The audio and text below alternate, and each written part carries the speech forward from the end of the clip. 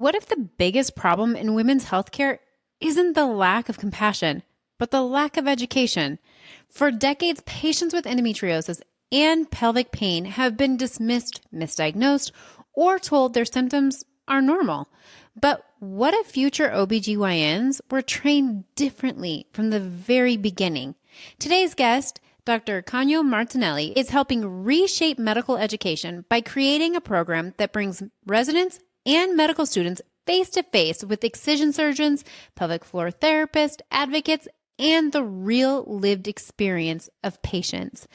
Along with that research, he's making a difference in the conversation today. So stick around.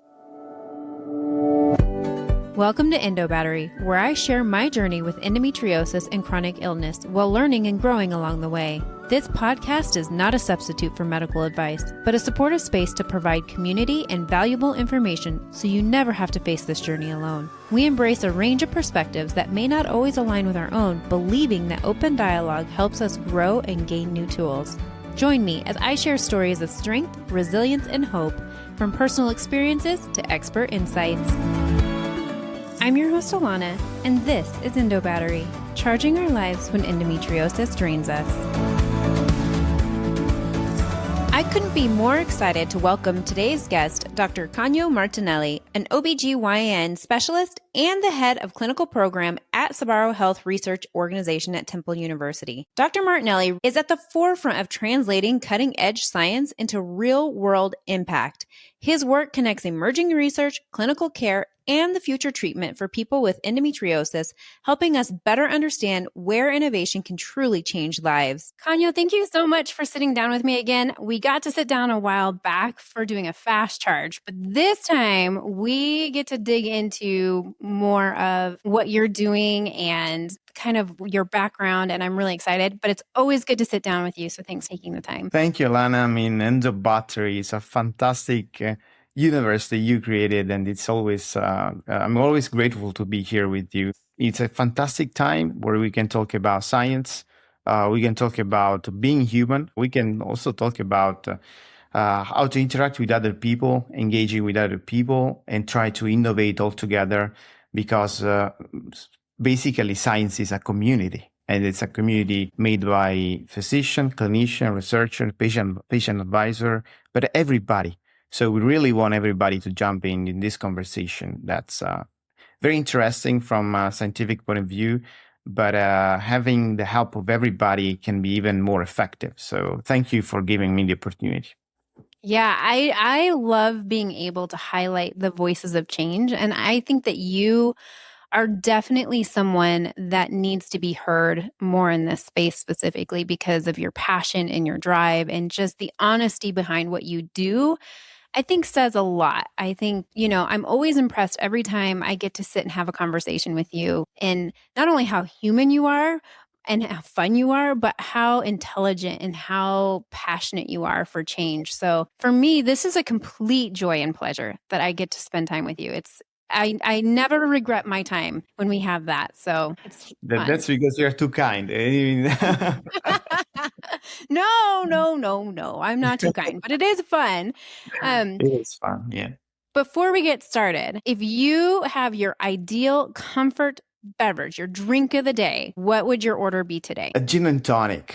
I really love gin and tonic. I cannot say what kind of gin because it's very important to specify one. Because I don't know. I don't want to do any commercial here. But if I could pick, I would choose a gin and tonic with my favorite gin and my favorite tonic.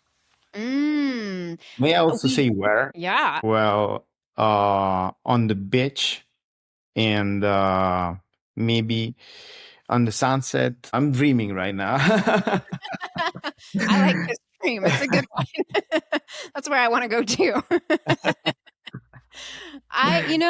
My drink is wine today. It's an Argentinian wine and it's Malbec. It's a steady Eddie kind of wine. I usually can find a good one for a reasonable price because let's be honest, wine is not always cheap anymore. So, that's a nice pick. Yeah, it has enough body, enough fruit. It's good. So I'll take it. Not that I know what I'm talking about. I have zero idea what I'm talking about. I just know what I like. So It's I healthy. would They put in say Italy. someone says the red wine is healthy, so you know. That's right. Yeah, it keeps the doctors away. In Yeah. theory. I don't know if you want Let's- to hear that, but it's in theory. we liked it. Yeah. Oh my goodness. Well, something that I had kind of alluded to this a little bit earlier was the fact that you do research science, you're an OBGYN that does research in science, and you kind of have this unique perspective that I don't think we get to hear a lot of. And that is the perspective of someone who wants to change the dynamic in research and who wants to change the dynamic in women's health in general. And I think broadly speaking, I would say that you, off of our conversations, would love healthcare in and of itself to be better. And that's your passion. That's your goal. But don't let me speak for you. Tell us a little bit about how you got into your field and what drives you to do what you do now. Well, Alana, it's a long story. And sometimes in your life, something happened. You don't even understand why. But then you look back and you actually can understand the big picture better. So from my perspective, when I was a med student, I really loved science. But I was kind of upset about my medical school because it was a lot of knowledge to know. But then I always wonder, what should I do with this knowledge? But more importantly, where is it coming from? And is that really the reality? Because if this is true, whatever you read on a textbook, then you apply on the real people, it should work.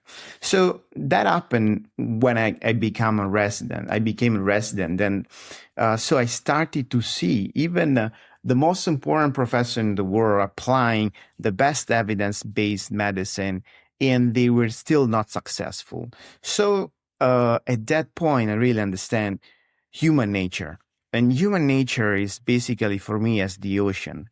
So there are some brilliant spaces where you can clearly see through the water. And then there are some areas that are very, very deep blue and you cannot see where it goes.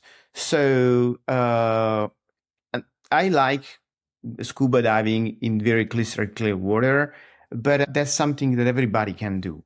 So medicine gives you two different kinds of vibes. It can make you feel like you're really helping people when you can, but sometimes you're not successful.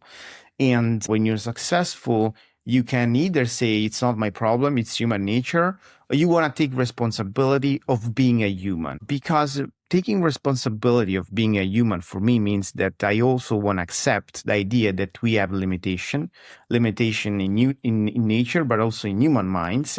And so I cannot accept the idea that I cannot contribute to dive more in that deep blue sea waters. So I feel I have the energy, I feel I have the curiosity, and at least the power to try to understand more.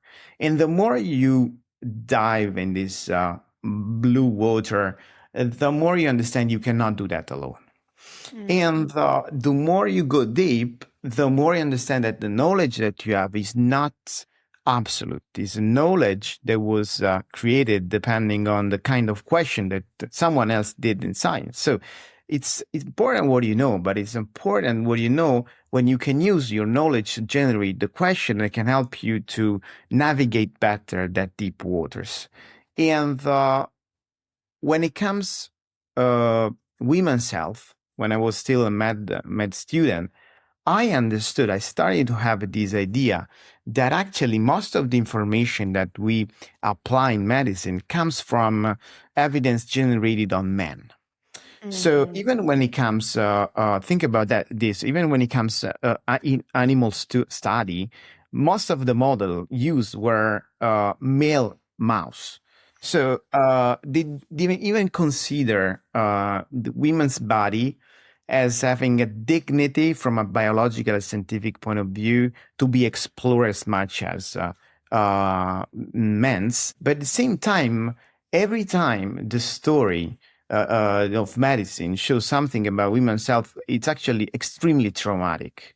It's like it really upset me, and that's because I am a man, of course, but as a human being, I understand that my suffering, I suffer the same way a woman can. So from this point of view, when everybody suffers, we are the same. So from a human and an empathetic point of view, I wanted to try to take the responsibility of humanity. And so I, scientifically speaking, I was incredibly interesting to say, okay, but is medicine the same when we talk about women? So let's talk again about medicine in women, and starting from the basis. So even if we're not talking about gynecology, but we're talking about cardiovascular disease, neurological disease, where we are basically are understanding that the molecular bases are completely different when it comes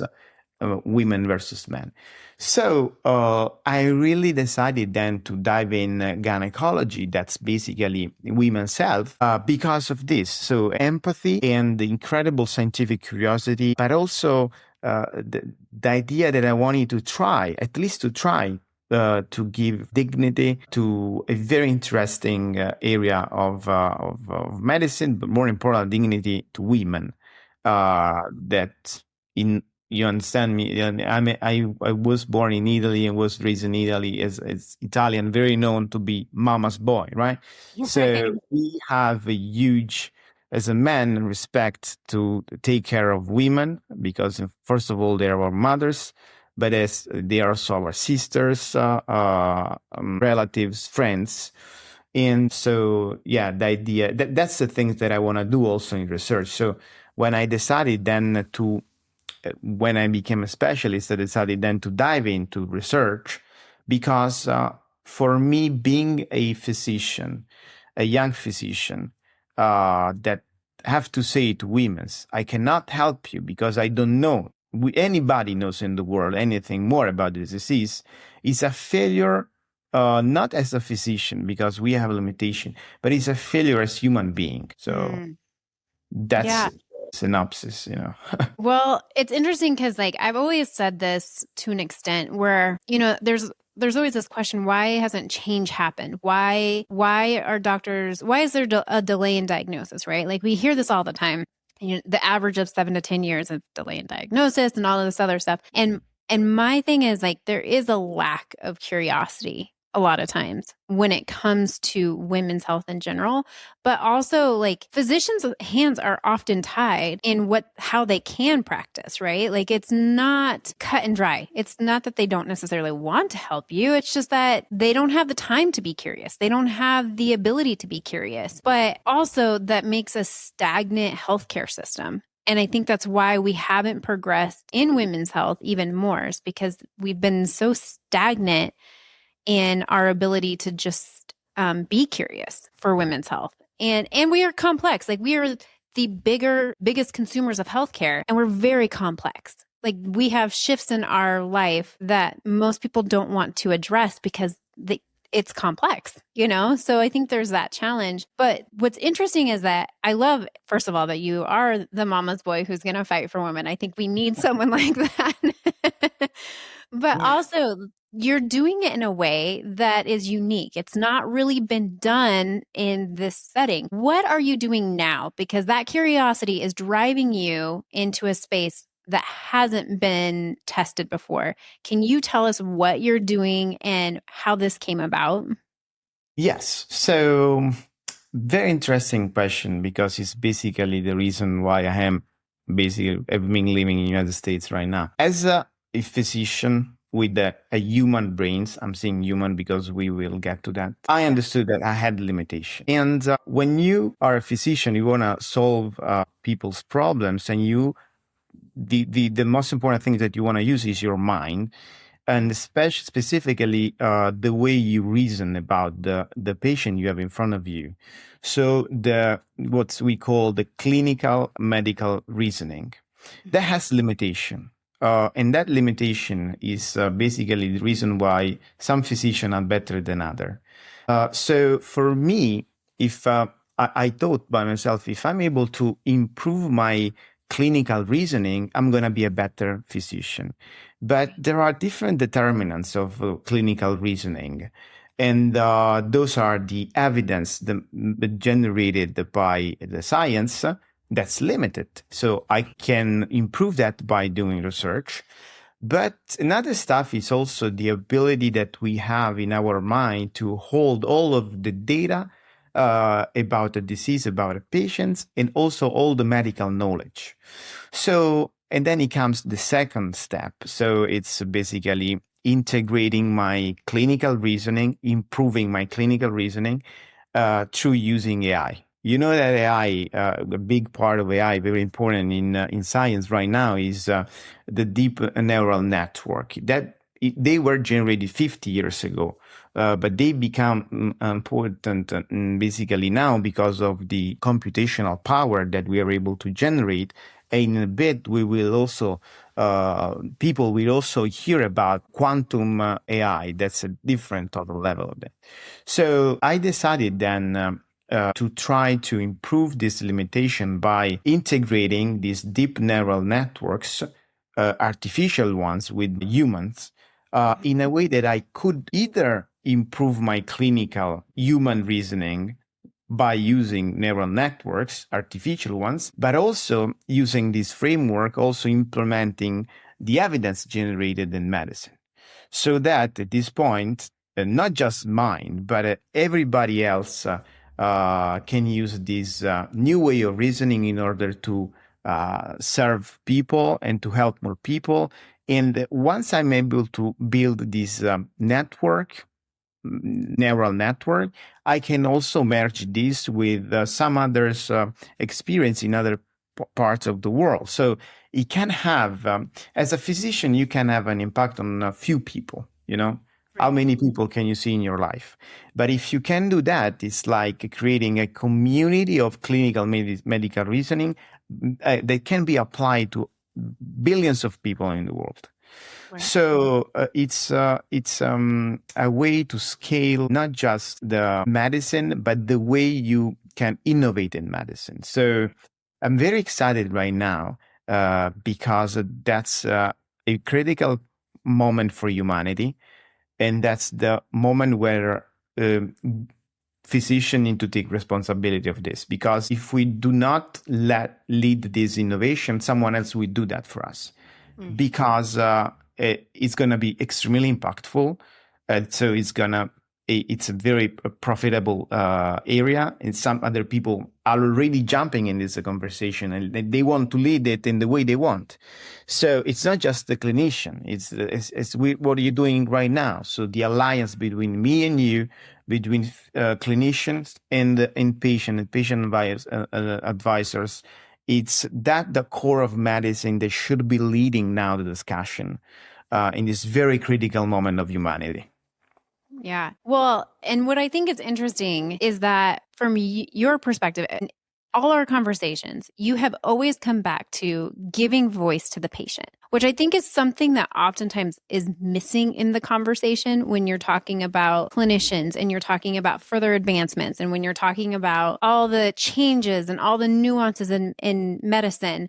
I think a lot of times, yes, maybe the patient concept is there, but the actual patient voice is missing. And that's something that you have brought to the surface. There's this AI piece, which is impactful and powerful, but also you are imploring physicians and patients alike to have a voice in this conversation for change. And you're just this vessel that's willing to put in the work and put it out there so that it can impact a broader spectrum of people, hopefully long term, and that's your goal. But can you tell, because this is why I wanted to have you on, because you're a gem of a person, and I love that you bring perspective that not many people have.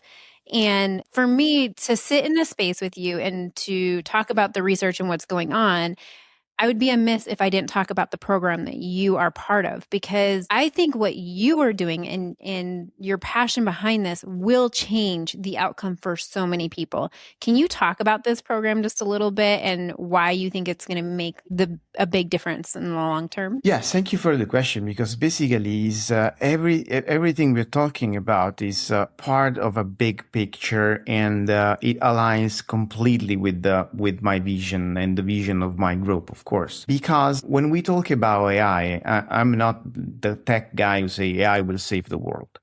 But I am the guy who's saying if this is a powerful tool that we must use because we have to improve people's quality of life, and we need to help more people. And I am also the first one that use AI a lot especially in my basic science research. But I am also the first which really believes in the idea that, and it's something that I do every day with my colleagues and my partners, we always spend times around the table, because what we have to do is connecting our minds. Because if I only implement the artificial networks, it's not going to work. We already have so many billions of neural networks in our minds. And if we're able to connect for real humans' minds, we're going to generate brilliant results for sure. The problem is that we are divided. And the system right now, because of the protocols, because of the bureaucracy, because we don't have time, kept us separated. Now we have the chance to be united. And when I say being together, I'm not saying just me and the colleague next in my room, but I mean countries. So in the program that we called, it's called Brain Circulation, we basically wanted to unite countries, Italy in specific with US, not just because Italians love Americans or because Americans love Italy. We really have this kind of friendship, and I love this. But also because uniting humans' minds can help us to come out with something different, can help us to find new solution for something that we have never thought about. We don't need Claude or OpenAI to do that. We must do this. We will use them to make this happen faster, of course. But if we do not create connection, we will never find a solution for humans. That's the reason why we created Brain Circulation, which is a program where we select through a competition few brilliant OBGYN residents in Italy. They are exposed to robotic surgery, cadaveric dissection, because competence, knowledge is the basic. Once they get there, they fly in the States, and they also are exposed to translational research, to improving their clinical reasoning. But it's in US that they have to understand how to implement the knowledge. And that's where you come in. You are an important teacher in this course, because, as you said, we don't have, if we don't have time, it's okay to listen the story of other patients. But since our lives dedicating our knowledge and competence to people, why don't we listen to the people directly? Because maybe in the storytelling of someone else's patients, we may miss something. We may miss some important details that someone else can catch up. And when the resident listened to you, they had an idea of what really is, in this case, endometriosis. Mm-hmm. Because when you read endometriosis in a textbook, when you read when you hear in the conference, you may miss something important. That's actually the human drive, the human feeling that you wanna, that help you to become more effective in your life. It's not just a physician that is applying protocols. It's a physician that wants to solve a patient problem. And you do that only if you connect physician with patients, not through screens, not through data, not through medical report, but like face-to-face. It's also a way that physician take responsibility, because it's in front of the other person. And as you said, like in the previous conversation, people right now are able to do their own research. So when you see them, they're very skilled. Their knowledge is incredible. They know so many things. So it's not that you have to answer by text or phone. You have to take responsibility of the person in front of you. And if you see her, if you talk to her, you are able to understand something different, and that you can do just on the textbook. So that's the main stuff. And then once they are back in Italy, they have to create their own network because they have to be like viruses. They have to infect the system and need to keep doing this because eventually we will be all connected together. Right. When you did this, when we sat down, I had the privilege of being able to sit with the residents and with you and kind of share my experience, but also you did this with physical therapists and excision specialists. Like you kind of made it accessible to them to learn from all these different areas of specifically probably endometriosis care, but women's health in general. When you step back and after they talked to all of these different people, what was one of the biggest takeaways that they were like, we would have never learned that had we not sat in this space with these people? What was like the biggest eye-opening conversation that they had? Well, I guess this is the most important feature of the course, because if you have, as a resident, also medical student, I joined so many programs where there is the guy talking from the podium. It's like, a priest saying its own monologue. And according to the guy, is the best. Everybody should be doing what he's saying. So you start to believe that there is one truth. In this way, if you have to hear different people, different stories, you start to realize that actually reality is much more complex than the one that people sell to you. And that you really need to start reasoning, because if someone says one version, another one says another version of reality, you are engaged in the conversation in a different way. So you're not active in a passive way, but you need to be part of a conversation. It's strange to say, but most of the physicians, that's the way education is done. I'm so sorry about that, but because it's easier, they have to follow protocols. It's safe following protocols. But if it would be better, although it's much more complicated, try to implement its own reasoning way. So, but it's complicated. So you need to be extremely active in the conversation. But if you talk with different people, it's natural that you want to do that, because if you do not that, it's like you get confused because you're not able to connect the dots. So this was done on purpose, because I don't want to be the one saying this is the truth, you have to follow them.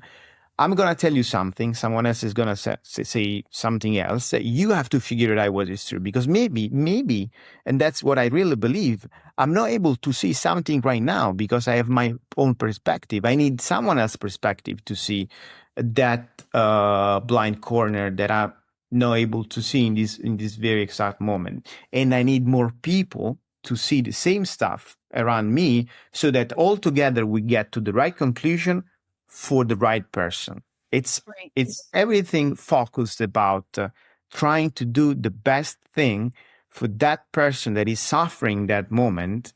And she doesn't need someone to say a monologue. She needs an effective care in that moment, the best she can ever have. And the best that I can ever give is the one given all together. Yeah. Was there like one thing though that like really blew their minds in this program when they heard all of the conversations? Because I mean, I personally feel like for me, when I sit in space with providers, I think I have a better concept of their barriers now because I've sat and had conversations. And there were so many things that I didn't even take into consideration when I first started doing advocacy until I sat in that space with those providers and learned more about some of the things that they were up against, but then also just learning the disease in and of itself, having the ability to sit in space and learn about this disease and how crazy of a disease it is and how it responds. But was there one thing that they were just floored by that they learned in these conversations? Yeah, since the program was about, again, improving clinical reasoning through science, so in an evidence-based manner, they were extremely, confused initially about this new way of approaching medicine. That's if you start to do that, you may feel confused because you can lose all your reference, because a doctor or a physician cannot even be so confused because he and she needs to take action in the right moment. But so initially can be kind of strange, but actually when you understand that you need to amplify the way you reason, then you really become a better physician. And also the importance of talking to people. You don't have just to talk with your mentor, with your professor. You need to talk to people because it's your responsibility to define what's going to happen tomorrow. You know, our mentor, our professor, they already did what they could do. Now we need to take responsibility of what's going to happen tomorrow. Not what's going to happen in 10 years, what's going to happen on Monday. So every time we had a meeting, I asked them, so what do we do on Monday? It's not a way to generate anxiety of stress, but it's a way to tell them, doctors, you have to study, you have to do all of this stuff, but you need to understand that what you're doing is basically not the best things that you could do, because the best things we can do, it's happening tomorrow. And you have to lead the discussion. You have to lead innovation. How you have to do that is through curiosity, but it's very complicated. You have to suffer. It's not an easy job. But we need people to do that, and we need to educate people to do that.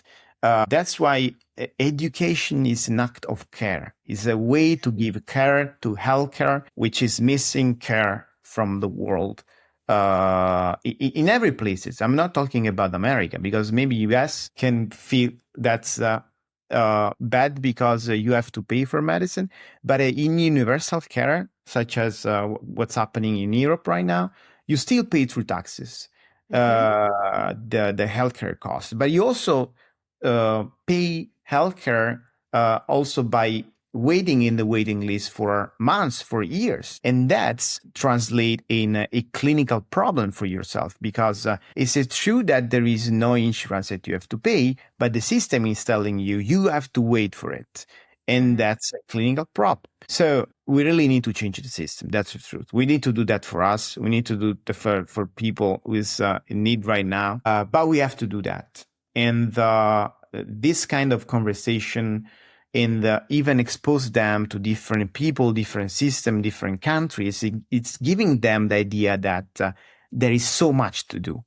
Yeah. Yeah. One of the things I didn't realize, and maybe we can talk a little bit about this, but talking about the different countries, is that you were talking about how in Italy, advocacy is not something that's really present. Like there's not a ton of advocacy in Italy, whether that's maybe even providers advocating for patients or patients advocating for themselves. Can you talk on that just a little bit? Because I think culturally we're different, right? Like what's acceptable, what has just always been done. And then you get to the US and we're sitting here and we're like very vocal, very, very vocal a lot of times. And I think there's good and bad that comes with that at times. I think there's, you have to take some things with a grain of salt. Because emotions can be high in advocacy. But can you talk a little bit about that? Because I think that gives perspective to those residents who came over here and experienced these conversations. Maybe they haven't been exposed to advocacy before. Maybe they haven't seen advocacy as it is over here in the US. And I certainly had no idea that in Italy, that's not really a prevalent thing to have advocacy. So when I came here, I was exposed to the kind of advocacy that Americans are able to do. That's incredible. And I love that. There is some advocacy in Italy, but it's not as impactful as here. And when I say advocacy, I say the patient coming, yelling at you, not that you were wrong. Because when I talk with you and so many other patient advocates, they say, we love our doctors. We love our physician. They're the best. But it's the system that has to do more. So it's not a fight with the physician or with clinician, but it's a fight together to change the system, to improve the system. While in Italy, there is something, since the system is universal access, everybody feel that healthcare is for free.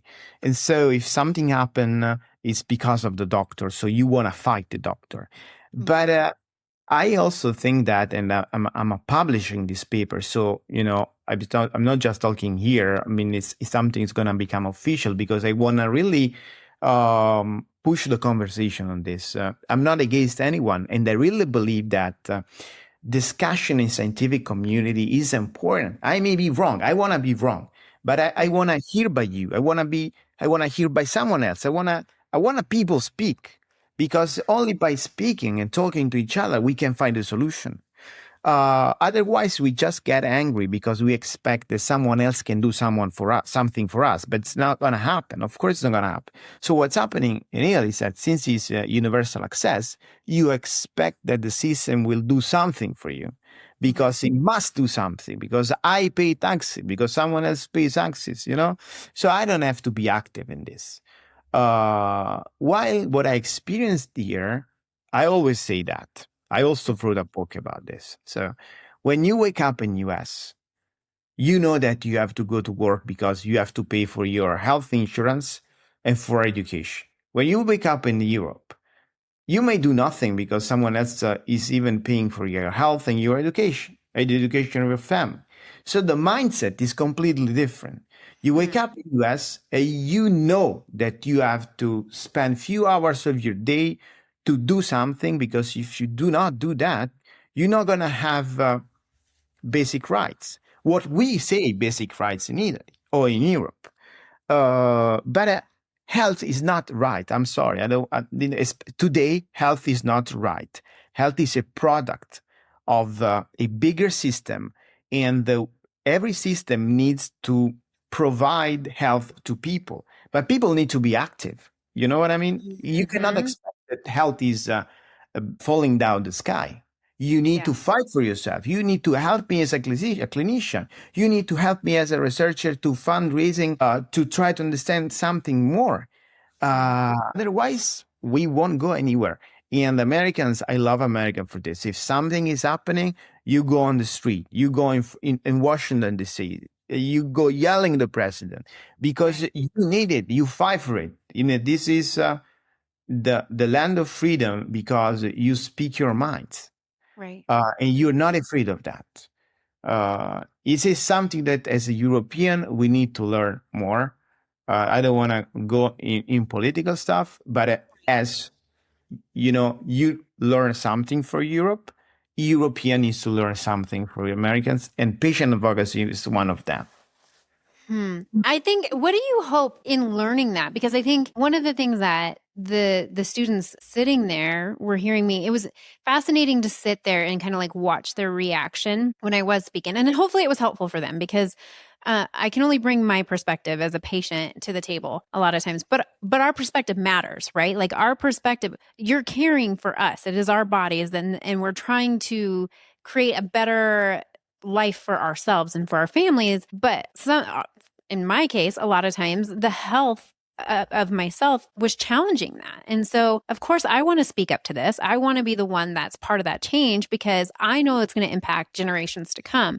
So it was interesting to sit in that space where they probably haven't had a lot of interaction with an advocate really speaking their story through the challenges of healthcare. So I wonder, like, what is the hope behind that? Like, what are they going to be able to take away from those conversations into their daily practice as physicians? Well, listening is a soft skill in medical school that nobody teach, but it's the most important one. So I would not call it soft. I would call it hard skill. But they don't pay doctors, physician for listening to people. They pay, the system pay doctors and physician to do, like, generate some medical services. They have to provide medical service. Right. If you listen to patients, you're gonna improve the way you do your job. But it's very hard to do because nobody teach you how to do that. So it's something that has to come out of practice. And the problem, you know what it is that most of the time you want to avoid talking to patients a lot Hmm. One, because you don't have so much time. Two, because it can even be problematic, because the more you talk, the more you expose yourself, and more problem you can create. Right. But if you talk to patients, you also a lot, you do in exhaustive consulting, you need to know a lot. Right. You need really to be ready and prepare about all the evidence. So the physician that listens to you is not just someone who cares about you, is someone that is even uh, more prepared. Someone that, because is someone that knows that he needs to get information out of you by listening to you, because he will tailor his activities, medical service in a more precise way. Right. So I guess one of the best way to pick the right physician is going to the one that's listening to you, Yeah. because he really cares. It really will tailor the medical activity on what you really need. And that's a skill. Yeah. It's not about only in medical field, but in every field. But it's in medicine. It's where it's more effective, because it concerns your health. Yeah. And I think what's interesting, like hearing you talking about it in that perspective, I think what's interesting is that the system in and of itself is to help create health, right? And change and like meet people when they're the sickest. But if we don't have a conversation and sit and listen to the patient, how do you know how you can help serve that patient? So it kind of is like a backwards way of practicing in a lot of ways, to just go by the book. Because as we know, humans are not created in a book. And so we're complex. Things don't always add up to the pages of the book. And in fact, endometriosis is a prime example of this, right? Like it doesn't act the same way in everyone. There's no one way that it acts in the same people, right? It responds differently in everyone that has it. It presents differently. Someone with a stage 4 diagnosis can have minimal symptoms or pain, whereas someone with a stage 1 diagnosis can have significant pain and decrease in quality of life. And so it doesn't play by any rules. And so I think what's interesting is like you're saying, sit and have this conversation so you actually know how to treat the patient as a whole human, and not in a textbook manner, because textbooks aren't God. They can't play God in that scenario. They can't fix you. They can give guidance, but they're not inclusive of all the symptoms. They're not inclusive of all the challenges and barriers that a patient might have. And it's not a collective symptom tracker a lot of times for medical school, right? And so I think like the patient's going to be able to just give you a more accurate description of that symptom or of that challenge, whereas a textbook is not. And that's where I love what you're doing, is giving voice to the patients while also preparing them with the education of a provider who has lived experience as a provider.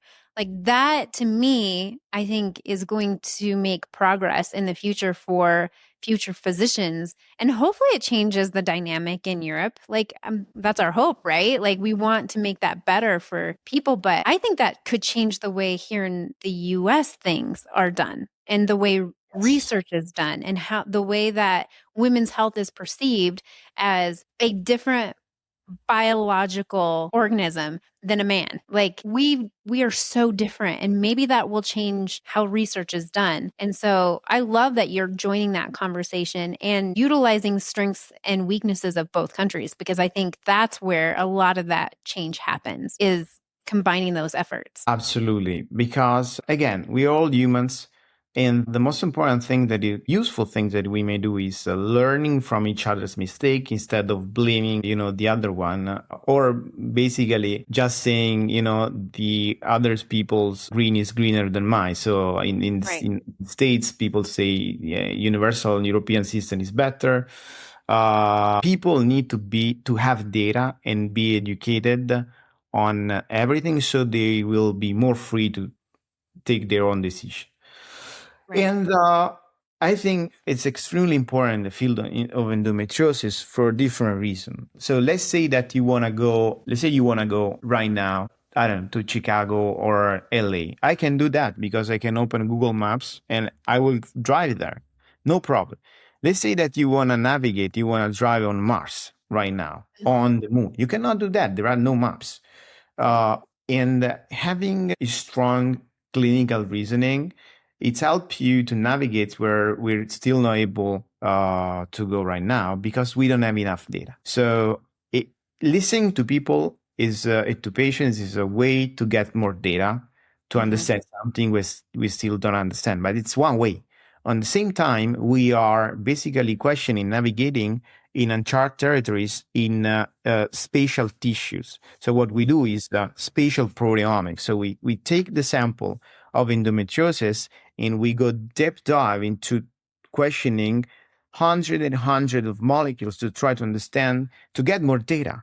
Then by combining everything, we will have a better understanding. The reason why diagnosis in endometriosis is very late, the reason why treatment is so wide, the reason why everybody say that what they want on endometriosis, it's because neither of them is right, neither of them is wrong. It's because we don't have enough the information from biological perspective. Once we will explain the mechanism behind, then we will have a scientific method that says, okay, that's the way it is. So we need to explain this from a biological, mechanical point of view. And we aim to close that gap. But again, taking care of patients is basically look at the whole spectrum, looking at the whole human.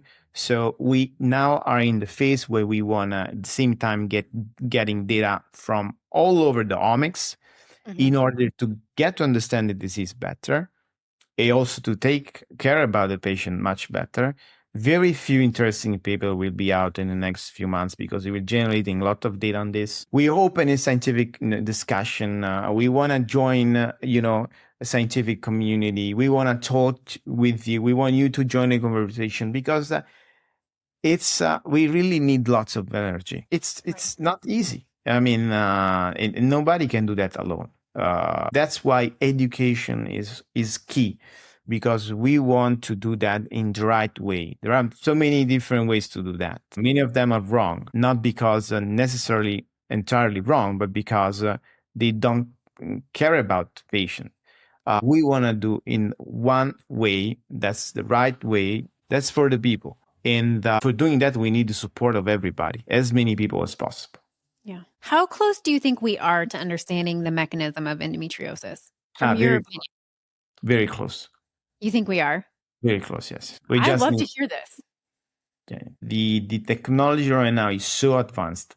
It's not about the matter of when, how we will do that. We already know how to do that. It's a matter of when, because if you have a car, you don't have the oil, you don't have the gas to use the car, you won't go anywhere. So it's just a matter of funding. That's the problem.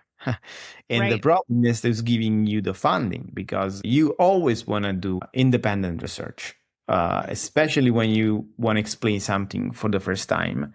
You don't want to, be influenced by anybody. So we want to get the money, funding, in a way that we can generate clean data, clean research. Yeah.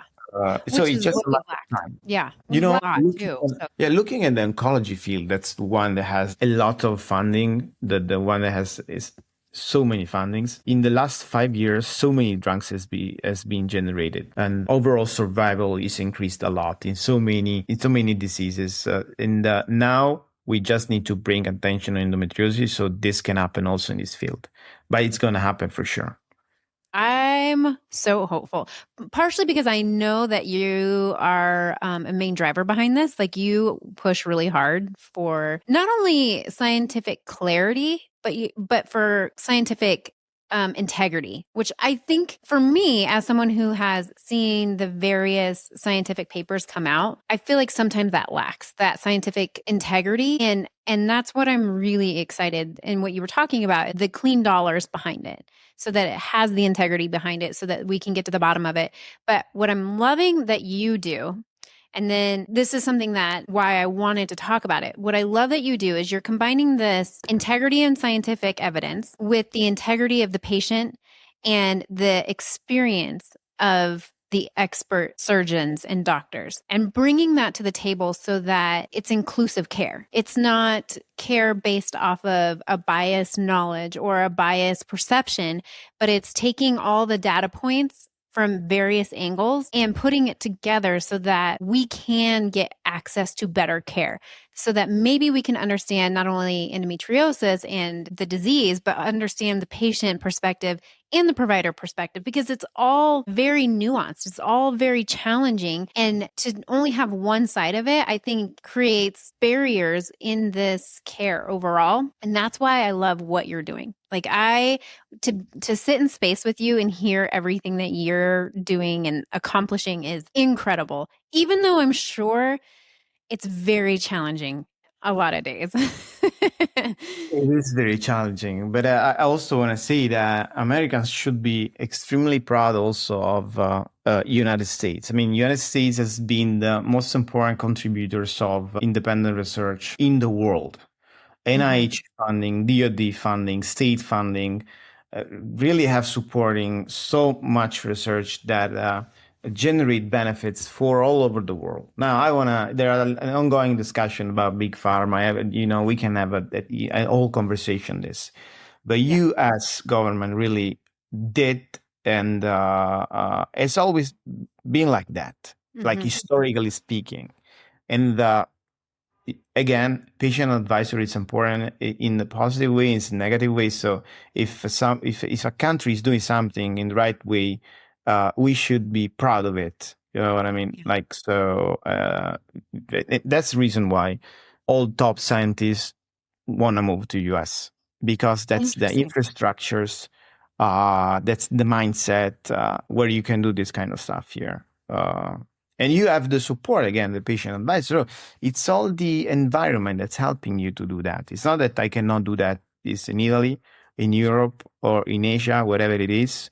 But it's because here there is the perfect mix of being successful. Most of the incredible discoveries in the history of medicine has been done in the States, in the recent history. And so our goal is to connect in countries. Our goal is to connect patient advisor in US in Italy with the ones in Italy, so that we can all become an entire movement, and we can unite resources, we can unite knowledge. That's for us. I mean, we don't have to do that for anyone else. We have to do that in our timeline. We don't want to even do that for our kids. We want to do that now, because if we are able to do that now, we're sure that's going to happen for our kids. And now it's endometriosis. Maybe we will defeat endometriosis. There will be something else. And we have to be ready for something else. So if we create the right mechanism that can be the right engine for this, that's our responsibility overall. Yeah. I'm so inspired every time I get to sit with you. What are you most hopeful for in the next couple of years for not only endometriosis care, but women's care? Well, again, my main mission now, besides science, basic science and clinical activity, is creating the international platform that can help connecting and wider the scientific community. People need to talk. Sometimes, if you're a manager, you understand that the most difficult stuff to do is basically to bring to the table people and let them talk each other. It's very hard, even within your team, within your company or organization. So creating the facility that help people, scientists, patient, talking to each other in a productive way, not fighting to each other. That's what I think is going to be the main driver, because with that, you can push every scientific research. You can fundraising for everything. Again, the story of humanity, every time something happens, teach us that when humans get together, everything is possible. So we need to keep going in this direction and try to be even better in this. I actually, sitting down with you and having this conversation today, I think one of the things that I'm taking away from it is that we as Americans should feel grateful for the ability to have our voices be heard in a space that not everyone does. And also that we are supported in ways This is not talking on a political front. This is talking on like we have the freedom to do scientific research in a way that isn't purely funded by big pharma, for instance, or anyone with a bias to it. So I think it was good to hear that from the American perspective. Like I take that, what you're saying, and I cherish that because that is something as an American, we should be proud of that. That is something that we should harness more and recognize. And I think sometimes there's a lot of noise in this space where people don't think that that's happening. So it's really good to hear from someone who is doing research, who is doing the scientific studies and have that perspective. And for me, I think one of the things that as a whole, my word in life, it's my life word, it's called perspective. That word perspective means so much, right? To have perspective as a patient, but then to hold perspective and hold space for those other people at the table, I think allows us greater advancements beyond what we even feel imaginable. And it doesn't have to be 15, 20 years down the line. It can be 5 years down the line or even today, who knows? But perspective is key in any advancement, whether it's medical, technological, or human advancement. That's what I'm taking away from this conversation, which is what I love about sitting in space with you.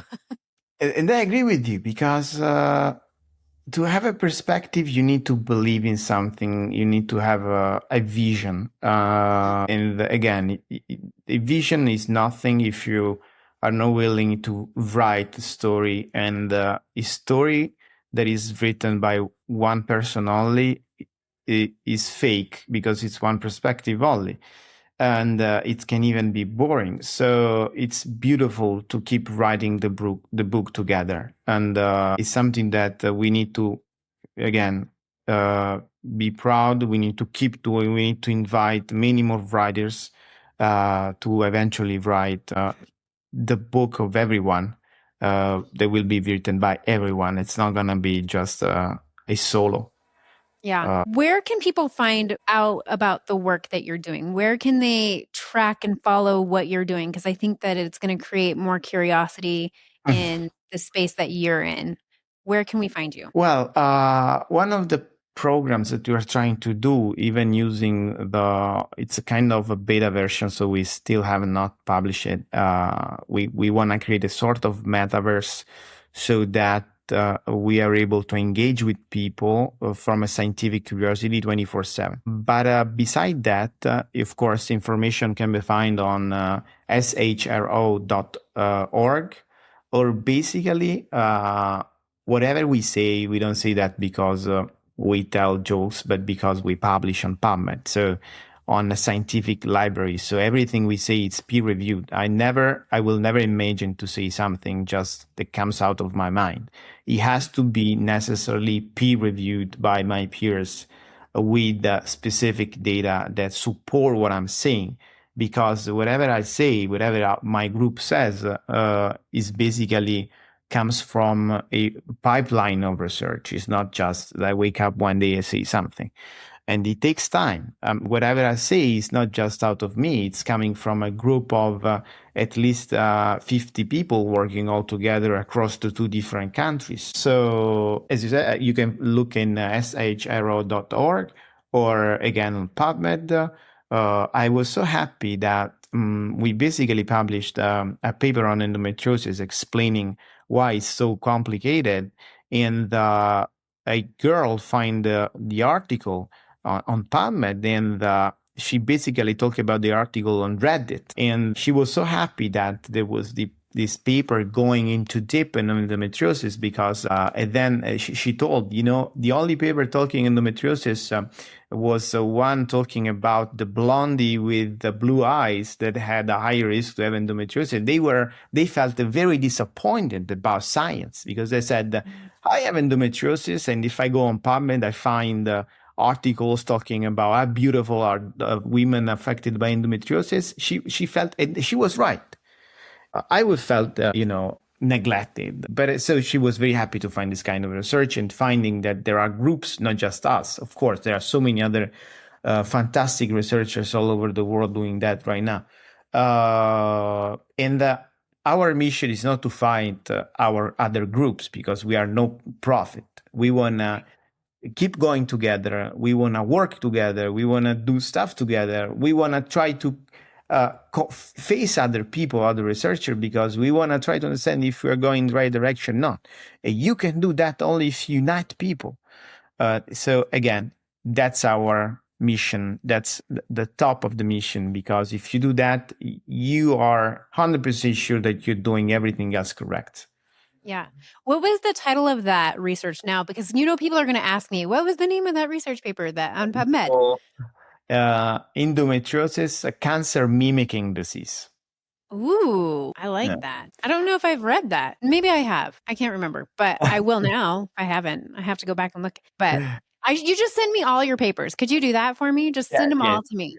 Absolutely. I'll do it. Because I love it. I love reading your work. I love the work that you're doing. I love the authenticity behind it and the passion and the clarity behind it. And I also love that you're considering multiple different angles. It's not a siloed look either. And that's what I love about everything that you're doing. I'm excited for the work that you're doing. And I'm always thrilled every time I get to sit with you anyway, because I learn a lot, but I'm also inspired every time I sit with you, which I think we need as not only advocates, but as people who are in this space to be inspired by one another. And so thank you for doing that. Thank you for sitting with me and for allowing me to kind of just broaden the horizons of what's actually happening in women's healthcare, in healthcare, and AI, and all of the things that you're doing. I will always allow you at this table because I love it every single time. So please, anytime you want to come on back. Thank you so much. Endobattery is one of my favorite places where to be. And again, this is a journey that if we do all together is going to be much more beautiful. We can learn faster. We can go farther. We can be happier. And really, thank you for everything you do, because it's, you're doing this also non-profit. You really want to do that. You have a vision. You give perspective to me, to my colleagues, too. So there are hard times, and having each other's back is very important, because we must do that. There is no other chance. Yep, absolutely. Couldn't have said that better. So thank you, Canio, so much for sitting with me. And I look forward to next time when we can speak. But until next time, everyone, continue advocating for you and for others.